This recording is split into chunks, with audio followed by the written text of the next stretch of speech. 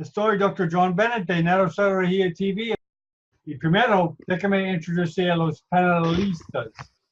Ok, primero, Marco. Hola. Doctor, buenas tardes. Le habla Hola, Marco buenas Antonio de Bolivia. Saludos. Saludos desde México. Saludos, José Laureano, por favor. Hola, Carlos. Buenas tardes. Te saluda José Laureano Chávez, médico residente del Hospital Baco Ortiz de Ecuador y sirviendo en neurocirugía. Un gusto y un placer escucharlo. Muchas gracias y bienvenido. Gracias por venir. Ed García, ¿cómo está, Ed? Hola, buenas tardes. Edier García, neurocirujano en Coatzacoalcos, neurocirujano pediatra en Coatzacoalcos. Hola, buenos días, Ed. Bienvenido, Ed. Fernando. Hola Carlos, muchas gracias por aceptar la invitación y estamos ansiosos de escuchar lo que nos vas a decir hoy. Gracias. Okay, muchas Muchas gracias. Muchas gracias por la invitación, Fernando. Bienvenidos, Carlos, Gracias. y puede introducirte antes de su charla, por favor, y bienvenidos. Muchas gracias. Bien, pues yo soy Carlos Espinosa, soy neurólogo vascular, trabajo en Toluca, en el Centro Médico ISEMI, que es un sistema de seguridad social estatal. Vamos a, pues, y les agradezco mucho a John y a Fernando la invitación. Pues vamos a entrar en materia. Un minutito, a ver. Listo. Empecemos. Sí, perfecto.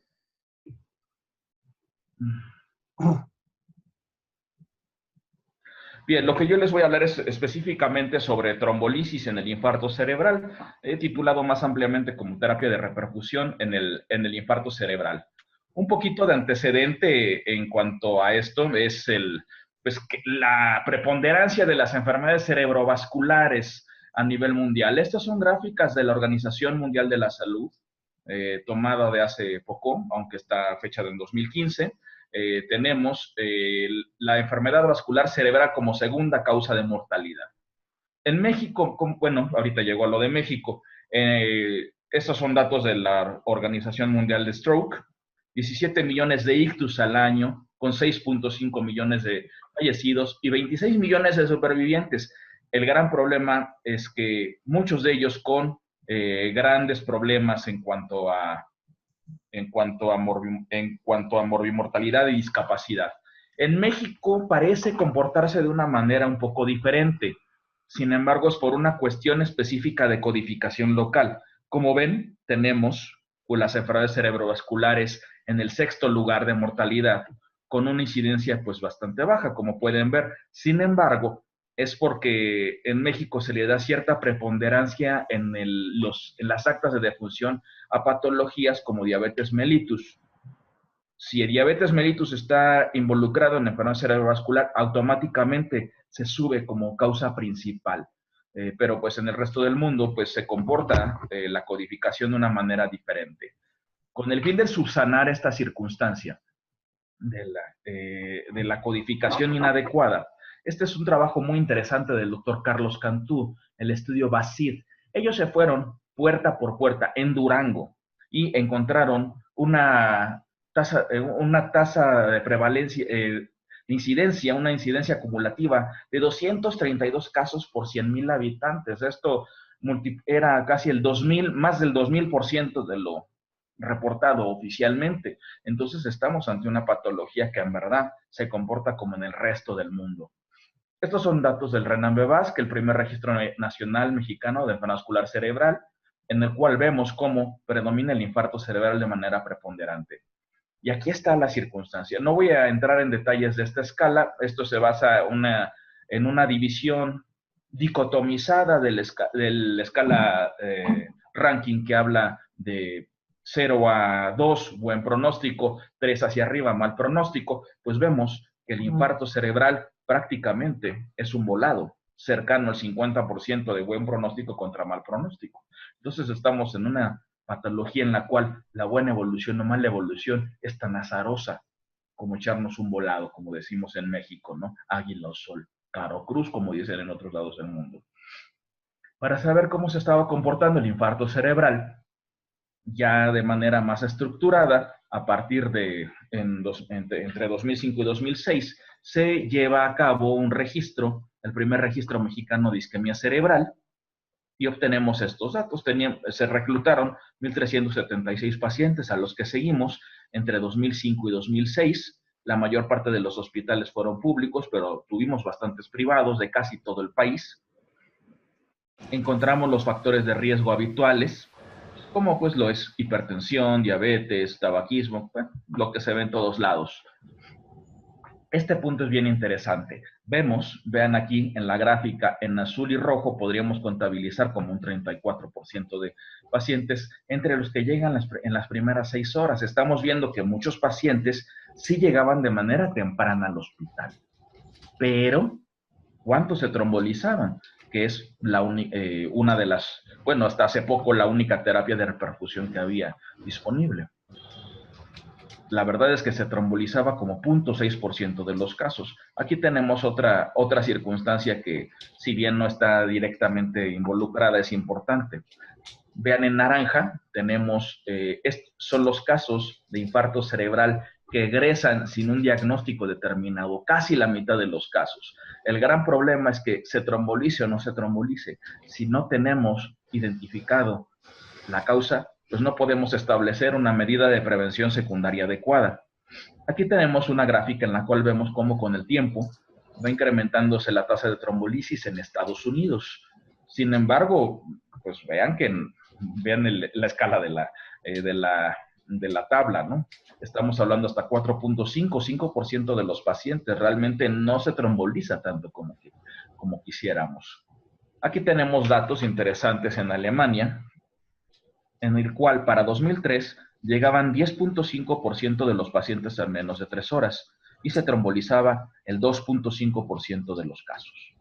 Para 2009 ya alcanzan a llegar 25% de los pacientes y se trombolizaban el 8.4% de los casos. La meta es llegar a que pues, los alemanes están tendiéndole a llegar prácticamente a una tasa de trombolisis de 25% de los casos que alcancen a llegar. Lo que les mencionaba hace un momento, ¿cuántos casos trombolizamos? Trombolizamos, es un dato viejo de 2005-2006, pero es el último dato registrado válido. Vemos que estaba entre 0.5 y 0.6% del total de pacientes, aunque todos estaban llegando, aunque todos estos estaban llegando a tiempo. Y lo más seguro es que la cifra real fuera más baja que esta cantidad. ¿Por qué? Porque en este primer registro también entraban los institutos de neurología y de nutrición que pues jalaban la curva hacia otro lado, ¿no? Este es el caso de mi hospital. Aquí teníamos el gran problema que seguramente vemos en muchos lados, en muchos otros hospitales de mi país, de México, en el cual se ponían códigos ambiguos CIE al momento del egreso, y entonces teníamos que estar haciendo labor de ver expediente por expediente para ver cuántos casos de infarto cerebral teníamos. Y pues aquí llegamos a un 69.2% de los casos. Los casos anuales que teníamos en el hospital, realmente se empieza a estabilizar. Esto es por un fenómeno de cuando se abrió el hospital, que nos llegaban más casos porque cerraron otros hospitales. En 2003 estamos entre 125, 115 casos anuales de infarto cerebral. Aquí vemos cómo se comportan los turnos de atención. Si dicotomizamos los turnos de atención en horas laborales contra horas especiales, entendiendo como horas laborales, digamos, de 8 a 8, y horas especiales el resto del día y fines de semana, vemos que casi llegan a la par. Quizás lleguen un poquito más en hora normal, pero pues realmente tenemos muchos casos que llegan en horas especiales y sin embargo, pues muchos no se trombolizaban. La mayor parte de ellos fuera de tiempo para trombolisis, aunque teníamos un buen porcentaje de casos que llegaban a tiempo para la trombolisis. ¿Por qué no se trombolizaba? Bueno, ¿y por qué no se tromboliza tanto en México? Tenemos pues temor a las complicaciones hemorrágicas, que por cierto, pues es un temor fundado, ¿no? Pero si se toman las precauciones adecuadas, pues realmente vemos que es más sencillo que anticoagular a un paciente, ¿no? La otra, el paciente no llega. Es frecuente que el paciente llegue buscando atención a un hospital sin los medios. Y allí se entretenga el paciente, ¿no? hasta que ya cuando se canaliza hacia otro lado, pues ya no hay mucho que hacer. Tenemos sistemas prehospitalarios que no son óptimos. Tenemos una infinidad en cada estado del país y en cada ciudad del país tenemos diferentes sistemas prehospitalarios. No hay una unificación y esto pues nos hace un verdadero problema. La poca preparación médica en el cual pues nos hace retrasar la atención del paciente si en un centro en el cual no tenga capacidad de atención. Se piensa que es un tratamiento caro, la trombolisis IV. Sin embargo, pues es mucho más caro no trombolizar, ¿no? Esta es una premisa que yo diría que todos debemos grabárnosla, troquelárnosla en nuestra mente como un mantra. Todo déficit neurológico focal y súbito corresponde a enfermedad vascular cerebral hasta no demostrar lo contrario. Así debemos pensar. Esta frase es del doctor Fernando Barinaga Rementería. Es un gran maestro y pionero de la enfermedad vascular del estudio de la enfermedad vascular cerebral en México. ¿Y por qué es importante esto? Porque el tiempo es cerebro. Vemos que por cada segundo transcurrido perdemos 32,000 neuronas, que llegan a ser en una hora hasta 120 millones de neuronas, y en un ictus 1.2 billones de neuronas, 8.3 trillones de neuronas perdidas y miles de kilómetros de fibras mielínicas perdidas. Y esto nos provoca un tentativo envejecimiento acelerado. Perdemos en un ictus lo que correspondería de perder de neuronas en 36 años. Entonces tenemos que actuar de manera inmediata. ¿Y cómo vamos a actuar? Bueno, la clínica habitual en la enfermedad vascular cerebral, pues finalmente si es un tratamiento dependiente de tiempo, requerimos actuar rápido, pero también requiere recursos. No le vamos a estar pidiendo neuroimagen a todo paciente con algún déficit neurológico. Necesitamos saber distinguir. Vamos a tener manifestaciones tanto típicas como atípicas y manifestaciones que de plano van a descartar el ictus. Primero que nada, el inicio es súbito. Sin embargo, no todo lo súbito es vascular, pero todo lo vascular es súbito. Es necesario que podamos contar el tiempo de evolución. El paciente estaba en un momento bien y deja de estar bien en un momento, y entonces tenemos un parteaguas de tiempo, un evento en el cual podemos empezar a contar. Vamos a tener signos neurológicos focales. Paresia facial, predominantemente combinada con paresia braquial y crural. A veces podemos tener paresia faciobraquial predominante, como lo que ocurre cuando es un infarto de territorio de cerebral media, o podemos tener una paresia faciocrural, como lo que ocurre en cerebral anterior. Otros signos neurológicos ominosos es la alteración de los movimientos oculares. El paciente que tiene un ojo desviado, definitivamente algo mal está pasando en su tallo cerebral. El paciente que deja de ver la mitad de las cosas, una campimetría alterada, una hemianopsia, es un signo ominoso. Otro signo ominoso es la alteración severa del lenguaje, en el cual el paciente deja de poder articular las palabras o incluso de la comprensión de las palabras. Aquí las alteraciones visoespaciales es más difícil de evaluar. Sin embargo, pues el paciente puede presentarlo de manera aguda, el dejar de reconocer la mitad de los objetos.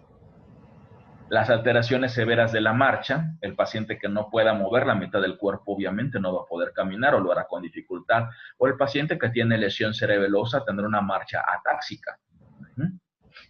Aquí tenemos listados diferentes tipos de imitadores.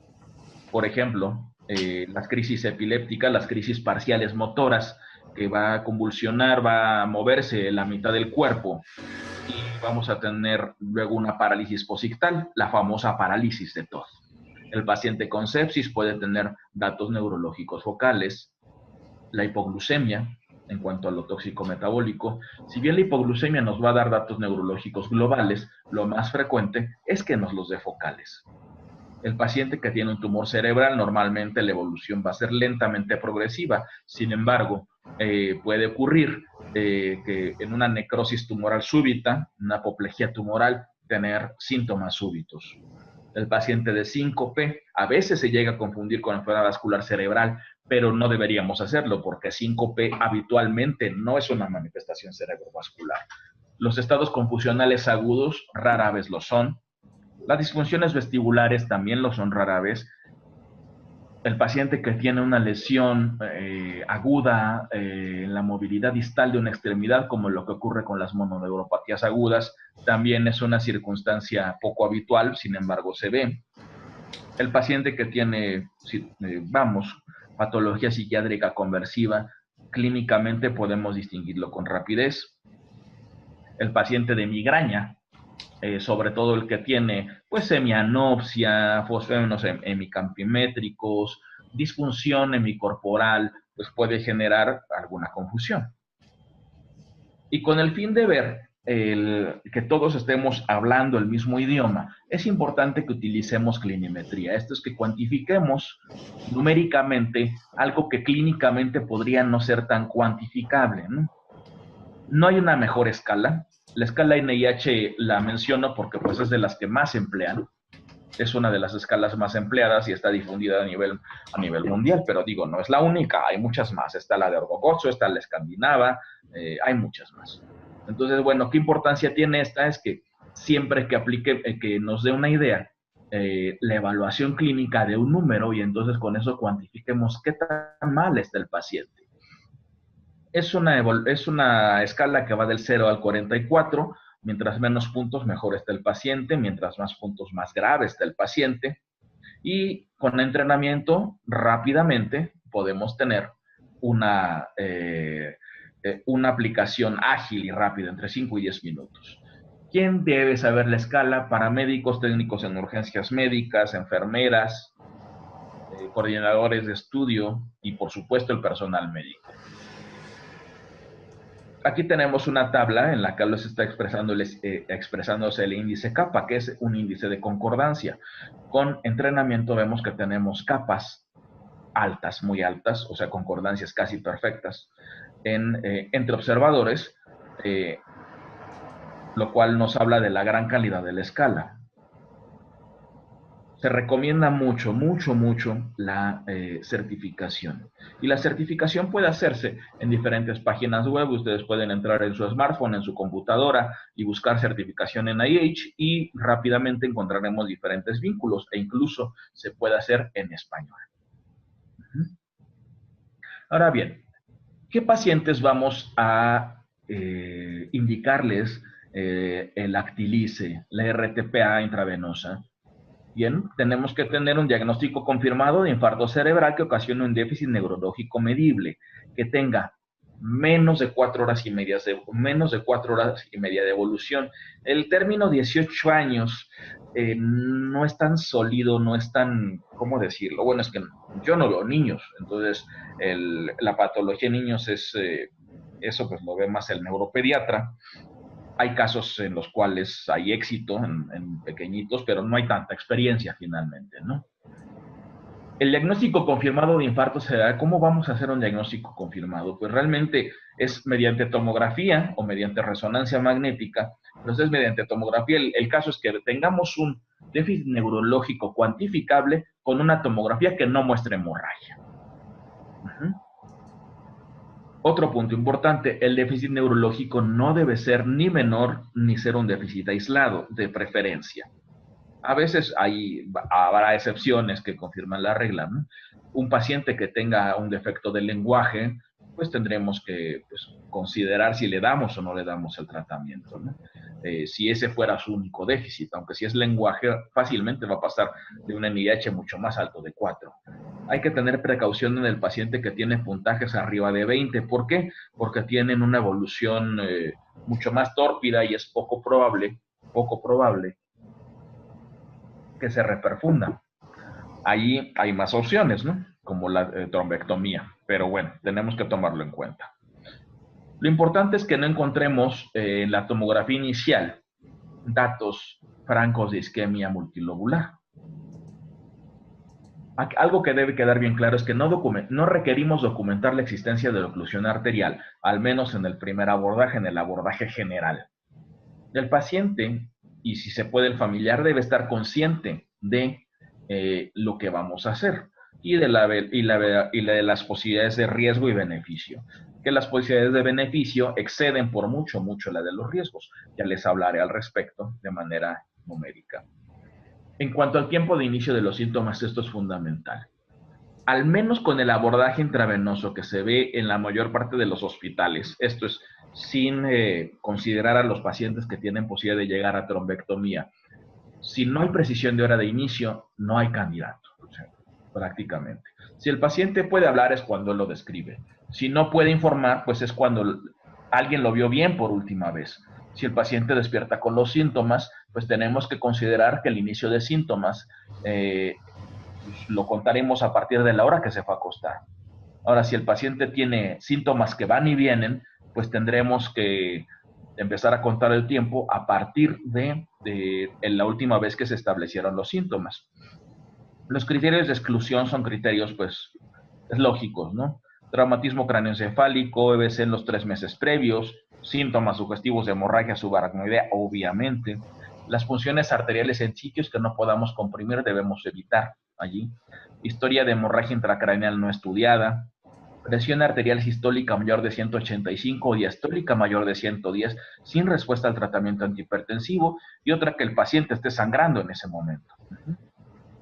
En cuanto que tengamos trombocitopenia, que tengamos INRs elevados, administración de heparina 48 horas antes, o que tenga menos de 24 horas de toma de un nuevo anticoagulante, de los nuevos anticoagulantes, de los anticoagulantes directos, como son el dabigatran, rivaroxaban y apixaban.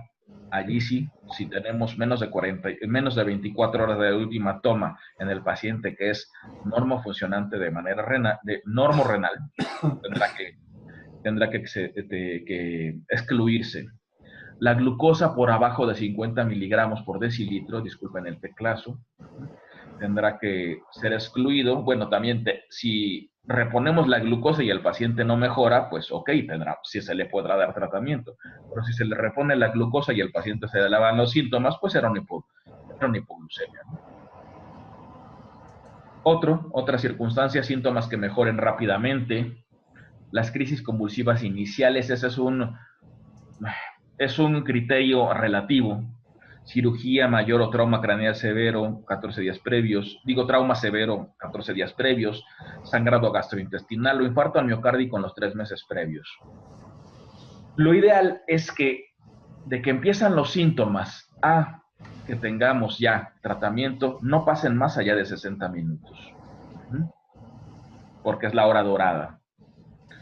Aquí tenemos un ejemplo de la escala de Cincinnati, fácil de aplicar. La escala FAST, que es lo mismo que la de Cincinnati, pero digamos en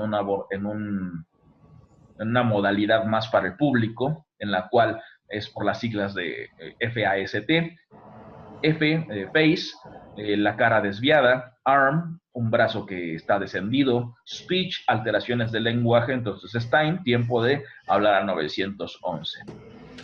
Y una vez que llegue el paciente al hospital deberá aplicársele la escala NIH. Aquí podemos ver la alta concordancia entre diferentes actores,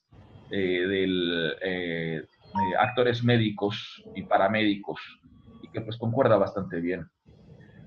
Bueno, entonces ya el paciente llega a triage. Tenemos que documentar los síntomas principales, registrar el tiempo de inicio, aplicar alguna escala de valoración y entonces notificar al paciente,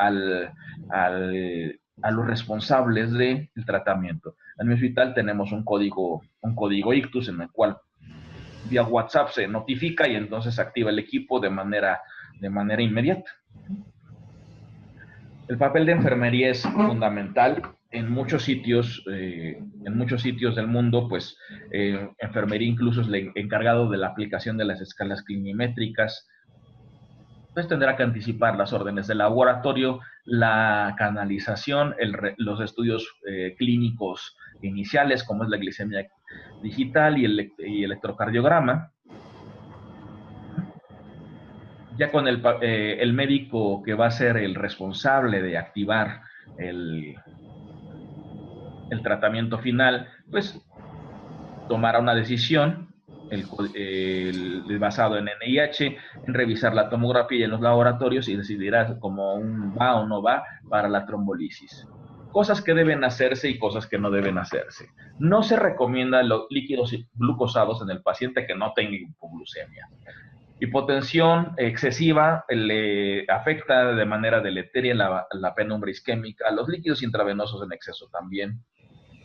Siempre es importante llevar el ABCD de la CLS, el monitoreo cardíaco, tener acceso intravenoso de preferencia de gran calibre, mantener una buena saturación de oxígeno, obvio no darle nada de comer. Si no tenemos evaluar la hipoglucemia y si no tenemos forma de tratar a nuestro paciente, pues canalizarlo rápidamente al hospital que tenga los recursos, sin ningún retraso. Una manera de cuantificar qué tanto daño puede haber en una tomografía es la escala Aspects, que es la escala de stroke desarrollada por la Universidad de Alberta, en el cual a un cerebro lo dividimos en 10 zonas preestablecidas y de acuerdo a la magnitud de la lesión cerebral, si afecta a una zona, 2 zonas, 3 zonas, le vamos restando puntos partiendo desde 10. Así tenemos que 10 es una tomografía completamente normal, 9 es una tomografía que tiene una hipodensidad, que afecta a un pedacito, 8 un pedacito más grande y así. Y podemos decir que de 7 para arriba sería menos de 1/3 del territorio vascular afectado y de 6 para abajo más de 1/3. Entonces, si nuestro paciente cumple indicaciones, no tiene contraindicaciones, pesamos al paciente. Si no tenemos peso del paciente, hay que preguntarle a la familia el peso previo. Calculamos la dosis, 0.9 miligramos kilo, dosis máxima de 90 miligramos. Y entonces ya empezamos con la aplicación. 10% de la dosis en un bolo y el 10% de la dosis a través de una bomba de infusión en 1 hora. Debemos evaluar la necesidad de líneas invasivas antes de la aplicación. Después ya no lo tocamos. Y es importante que no traslademos al enfermo durante la aplicación, es algo que sea absolutamente indispensable, porque pues las bombas de infusión se pueden descalibrar fácilmente si andamos trasladando al paciente. Ahora bien, ¿qué pasa con el paciente que se excede de tiempo? Hay 2 circunstancias bien importantes y bien interesantes. El paciente que tiene más tiempo de evolución, de las 4 horas y media. Y el paciente que tiene una oclusión proximal. Un trombo en T, el trombo que afecta carótida interna, cerebral anterior y media, o un trombo en L que afecta la porción distal de la carótida interna y la porción proximal de la cerebral media. Estos casos no se reperfunden tan fácilmente con el RTPA. Allí tenemos que emplear, sí, tendríamos que darle el RTPA, solo un 11% de los casos se va a reperfundir, pero esos son casos ideales para la trombectomía. Que bueno, más adelante hablarán de la trombectomía, no voy a abundar mucho al respecto, pero ya hay casos, ya hay reportes, no reportes, ya hay estudios grandes que soportan el uso de trombectomía en pacientes selectos hasta 24 horas de evolución. Aquí tenemos diferentes dispositivos, el dispositivo Trevo, el dispositivo Solitaire y el Penumbra, que son los dispositivos aprobados. Aquí tenemos el estudio Down, en el cual se ve que hasta la trombectomía hasta 24 horas se puede hacer en pacientes con penumbra isquémica persistente y con coros isquémicos pues no tan grandes. En el cual se basa todo en un mismatch entre la zona de difusión y la de perfusión cuando se tiene resonancia, o un mismatch entre volumen sanguíneo cerebral y tiempo de tránsito medio en la tomografía de perfusión. Aquí tenemos un ejemplo de una tomografía, de una angiotomografía en la cual ya de a ojo podemos ver la zona no perfundida. Y aquí tenemos un mapa en el cual se ve el flujo sanguíneo cerebral, volumen sanguíneo cerebral y tiempo tránsito medio. En este caso no fue una circunstancia para trombolisis. Podemos ver que todos los tamaños, todas las zonas afectadas eran del mismo tamaño. Entonces este paciente, si bien se le dio trombolisis, no tuvo éxito. Y en ese tiempo no se sabía, es un caso antiguo, como pueden ver, no se sabía qué hacer con la trombectomía. Puntos así adicionales. La existencia de urinaria de ictus es algo que se ve en muchos lados del mundo. En México realmente no hay unidades de ictus, salvo el hospital ABC. Campus Santa Fe, allí hay unidad de ictus, hay en Monterrey también, y en muchos sitios de América, de nuestro bellísimo continente, tenemos unidades de ictus. El ingreso en una unidad de ictus aumenta la posibilidad de buen desenlace en un 14%.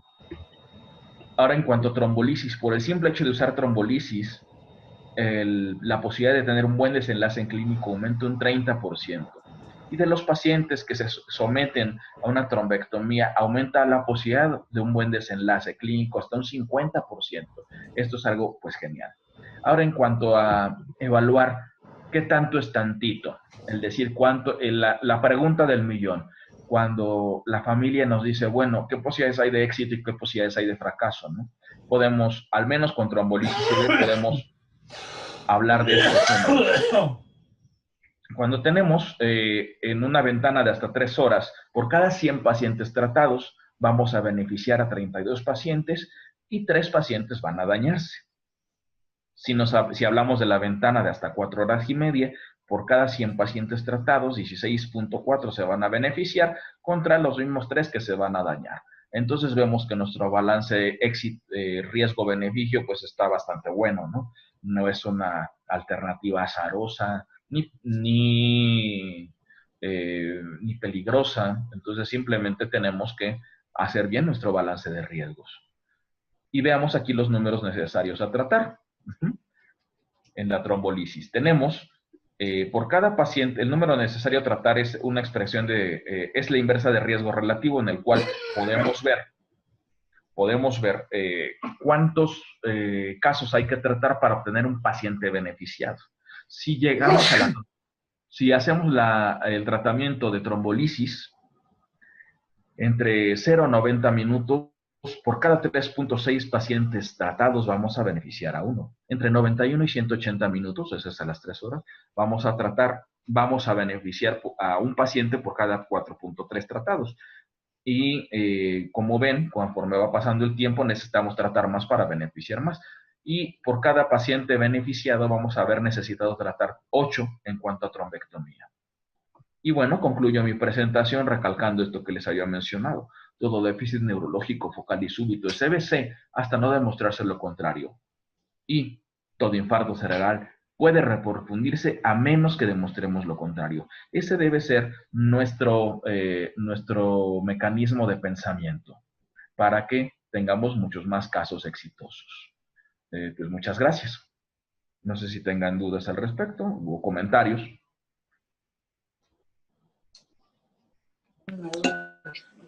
Doctor Carlos, Sí, doctor, de pronto existe un estudio entre los dos. ¿Cuál de los dos aporta mayor disminución en la mortalidad? Trombólisis versus trombectomía.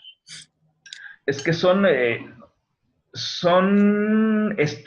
situaciones complementarias, porque no se digamos, trombectomía no se aplicaría en la mayor parte de los pacientes que tienen o un infarto con muy poco tiempo de evolución o un infarto que tenga una oclusión distal. En esos casos, pues es más que suficiente la trombolisis. Entonces, más bien son extensiones de beneficios. Hay casos bastante buenos para trombectomía y casos ideales para trombolisis. No creo que pudiéramos ponerlos a competir. Ok. Gracias. Ok, ¿hay otro comentario o preguntas? Marco, ¿tiene algo que decir? No, solo felicitar aquí al profesor por la presentación. Muchas gracias. Muchas gracias, Marco. Ok. Doctor Gustavo Melo, ¿algún comentario que nos quieras? Un saludo, Gustavo, y algún comentario que quieras hacer. Hola, ¿qué tal? ¿Sí me escuchan? Sí, sí. Sí, sí. Fuerte y claro. ¿Qué tal? ¿Cómo les va? Buenas tardes. Un gusto en este foro. Realmente muy interesante, sobre todo porque estamos marcando un punto una enfermedad muy importante, en el cual ya el doctor Carlos Espinosa nos mencionó el impacto que tiene a nivel nacional y a nivel mundial. Y bueno, el desarrollo, la asociación y lo óptimo que puede hoy en día ofrecerle al paciente siempre y cuando busquemos esas dos últimas extraordinarias frases que me gustaron del doctor Carlos Espinosa, en donde, por un lado, nos dice que el paciente que tiene déficit neurológico debe tener una lesión hasta demostrar lo contrario, y lo mismo que también, de veras lo felicito, me encantaron esas dos frases, la otra, la segunda de tratar al paciente, buscar el tratamiento del paciente hasta demostrar lo contrario. Felicidades, doctor.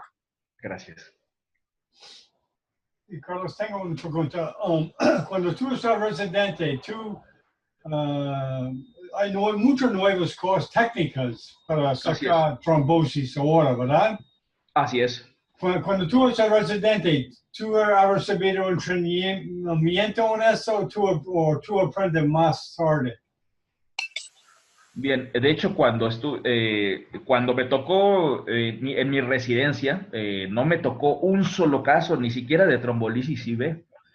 Ya cuando estaba haciendo vascular nos tocó, y era todavía la época en la que no existían los dispositivos modernos de los stents retráctiles, ¿no? Ni ninguno de estos dispositivos, ni Solitaire, ni Penumbra, vamos, ni siquiera existía el Trevo. Entonces, lo que se hacía cuando se quería hacer un rescate endovascular era, pues, darle con la guía al trombo, ¿no? Y darle RTP in situ y con resultados, pues, muy irregulares.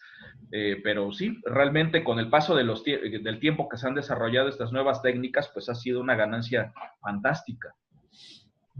Ok. Y Fernando, ¿tiene comentario o algo decir, Carlos? Tú estás en mute, Fernando. Sí, no, nada más agradecerlo de la participación de Carlos. Él es un brillante neurólogo vascular. Yo tuve la oportunidad de conocerlo en la Academia de Neurología, donde también voy a veces a dar pláticas ahí al capítulo de endovascular. Entonces, como siempre, él tiene una manera de explicar muy sencilla que a todos nos gusta. Por lo tanto, muchas gracias por participar y perfecto como siempre, Carlos. Muchas gracias, Fernando.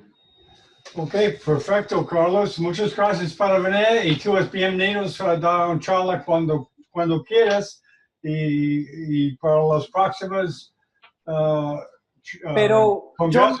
Okay, yo no sé si Gustavo o alguien más tenga alguna pregunta. Ok. No, Gustavo, ¿tú tienes alguna pregunta para Carlos?